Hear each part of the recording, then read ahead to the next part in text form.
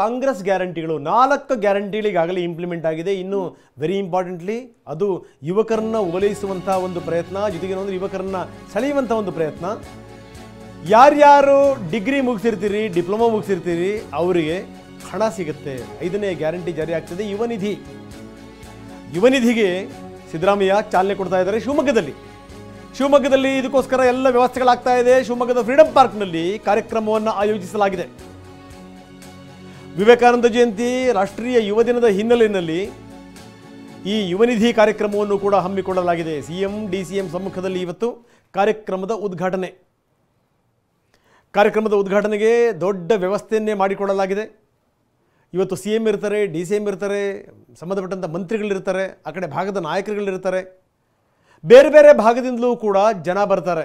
ಈ ಕಡೆ ದಾವಣಗೆರೆ, ಆ ಕಡೆಗೆ ಚಿತ್ರದುರ್ಗ, ಜೊತೆಗೆ ನೀವು ಅಲ್ಲಿಂದ ಹಾವೇರಿಯಿಂದ ಹಿಡಿದು ಹುಬ್ಬಳ್ಳಿ ತನಕ ಬೇರೆ ಬೇರೆ ಭಾಗದಿಂದಲೂ ಕೂಡ ಅಲ್ಲಿ ಯುವಕರು ಬರ್ತಾರೆ ಅನ್ನುವಂಥ ನಿರೀಕ್ಷೆ ಇದೆ. ಶಿವಮೊಗ್ಗದ ಫ್ರೀಡಂ ಪಾರ್ಕ್ನಲ್ಲಿ ದೊಡ್ಡ ಮಟ್ಟದಲ್ಲಿ ಕಾರ್ಯಕ್ರಮವನ್ನು ಆಯೋಜಿಸಲಾಗಿದೆ. ವಿವೇಕಾನಂದ ಜಯಂತಿ ಇದೆ ಇವತ್ತು.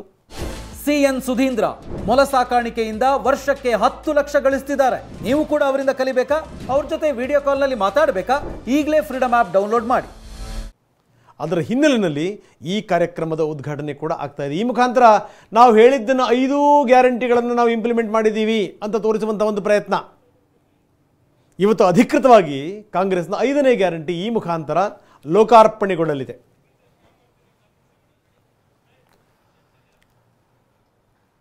ಹಾಗಾದ್ರೆ ಏನಿದು ಯುವನಿಧಿ ಗ್ಯಾರಂಟಿ? ಈ ಗ್ಯಾರಂಟಿ ಯೋಜನೆಯಡಿ ಯಾರೆಲ್ಲ ಅರ್ಹ ಫಲಾನುಭವಿಗಳಾಗ್ತಾರೆ? ಸರ್ಕಾರ ಹೇಳಿರೋ ಪ್ರಕಾರವಾಗಿ ಸುಮಾರು 5,29,000 ನಿರುದ್ಯೋಗಿಗಳು ಅರ್ಹರು ಅಂತ. 2022-23ನೇ ಸಾಲಿನ ಪದವೀಧರ ನಿರುದ್ಯೋಗಿಗಳು ಈ ಯೋಜನೆಗೆ ಅರ್ಹರಾಗಿರ್ತಾರೆ. ಗೊತ್ತಿರಲಿ, ನಿರುದ್ಯೋಗಿಗಳು ಅಂದ್ರೆ ಡಿಗ್ರಿ ಆಗಿದೆ, ಡಿಪ್ಲೊಮಾ ಆಗಿದೆ, ಪಾಸ್ ಆಗಿದ್ದಾರೆ, ಆದ್ರೆ ಕೆಲಸ ಇನ್ನೂ ಸಿಕ್ಕಿಲ್ಲ ಅಂತವರು ಇದಕ್ಕೆ ಅರ್ಹರಾಗಿರ್ತಾರೆ. ಸರ್ಕಾರದ ಲೆಕ್ಕಾಚಾರದ ಪ್ರಕಾರವಾಗಿ ಒಟ್ಟು 5,29,000 ವಿದ್ಯಾರ್ಥಿಗಳು ಯುವ ನಿಧಿಯ ಫಲಾನುಭವಿಗಳಾಗಿರ್ತಾರೆ. Degree ಹೋಲ್ಡರ್ಸ್ಗೆ 3,000, diploma ಹೋಲ್ಡರ್ಸ್ಗೆ 1,500. ಹಾಗೆ 2022-23ರ ಶೈಕ್ಷಣಿಕ ವರ್ಷದಲ್ಲಿ ಅವರು ಪಾಸ್ ಆಗಿರಬೇಕು. ಜೊತೆಗೆ 6 ತಿಂಗಳವರೆಗೆ ಸರ್ಕಾರಿ ಅಥವಾ ಖಾಸಗಿ ಉದ್ಯೋಗವನ್ನ ಹೊಂದಿರಬಾರ್ದು. ಎಕ್ಸಾಂಪಲ್, ನೀವು ಕಳೆದ ಮಾರ್ಚ್ನಲ್ಲಿ ಪಾಸ್ ಆಗಿದ್ದೀರಾ ಅಂತ ಅಂದ್ರೆ ನೀವು ಆ ನಂತರದಲ್ಲಿ ನಿಮ್ಗೆ ಯಾವುದೇ ಕೆಲಸ ಸಿಕ್ಕಿರಬಾರ್ದು. ಅಥವಾ ಜೂನ್ನಲ್ಲಿ ಪಾಸ್ ಆಗಿದ್ದೀರಾ ಅಂದ್ರೆ ನೀವು 6 ತಿಂಗಳು, ಜೂನ್ನ ನಂತರದಲ್ಲಿ ನೀವು 6 ತಿಂಗಳು ಆಗುತ್ತೆ. ಸೊ ನೀವು ಫಲಾನುಭವಿಗಳಾಗ್ತೀರಾ. ಸ್ವಯಂ ಉದ್ಯೋಗ ಹೊಂದಿಲ್ಲದವರು ಆಗಿರ್ಬೇಕು. ಆಮೇಲೆ ಸರ್ಕಾರದ ಯಾವುದೇ ಯೋಜನೆ ಅಡಿ ಸಾಲವನ್ನ ಪಡೆದಿರಬಾರ್ದು. ಈ ಸ್ವಯಂ ಉದ್ಯೋಗಕ್ಕೋಸ್ಕರ ಸಾಲ ಕೊಡುವಂತ ಯೋಜನೆ ಇದೆಯಲ್ಲ, ಅಂತ ಯಾವುದೇ ಸಾಲವನ್ನ ಪಡೆದಿರಬಾರ್ದು. ಉನ್ನತ ವ್ಯಾಸಂಗವನ್ನ ಮುಂದುವರಿಸಿರಬಾರ್ದು.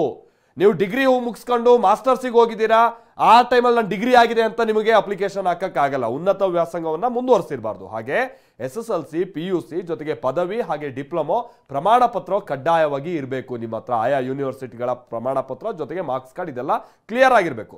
ಸೇವಾ ಸಿಂಧು ಪೋರ್ಟಲ್ ನಲ್ಲಿ ನಿರುದ್ಯೋಗಿ ಅಂತ ನೀವು ಮೊದಲಿಗೆ ದೃಢೀಕರಣ ಮಾಡಬೇಕು. ಆಮೇಲೆ ಇದು ಸೆಲ್ಫ್ ಡಿಕ್ಲರೇಷನ್, ಯಾರೋ ನೀವು ಅಧಿಕಾರಿ ಹತ್ರ ಹೋಗಿ ಮತ್ತೊಂದು ಅಲ್ಲ, ನೀವು ಸೆಲ್ಫ್ ಡಿಕ್ಲರೇಷನ್ ಮಾಡ್ಕೊಳ್ಬೇಕು. ಅದಕ್ಕೆ ತಕ್ಕಂತ ನೀವು ಡಾಕ್ಯುಮೆಂಟ್ಸ್ ಅನ್ನ ಕೊಡಬೇಕು. ಆನ್ಲೈನ್ ಮುಖೇನವಾಗಿ ಫಲಾನುಭವಿಯಾಗಿ ನೀವು ನೋಂದಣಿ ಪ್ರಕ್ರಿಯೆಯನ್ನ ಮಾಡ್ಕೊಳ್ಬಹುದು. ಇದರ ಜೊತೆಗೆ ಬೆಂಗಳೂರು 1, ಗ್ರಾಮ 1, ಬಾಪೂಜಿ ಸೇವಾ ಕೇಂದ್ರಗಳಲ್ಲೂ ಕೂಡ ನಿಮಗೆ ನೋಂದಣಿ ಮಾಡ್ಕೊಳ್ಳೋದಕ್ಕೆ ಅವಕಾಶ ಇದೆ.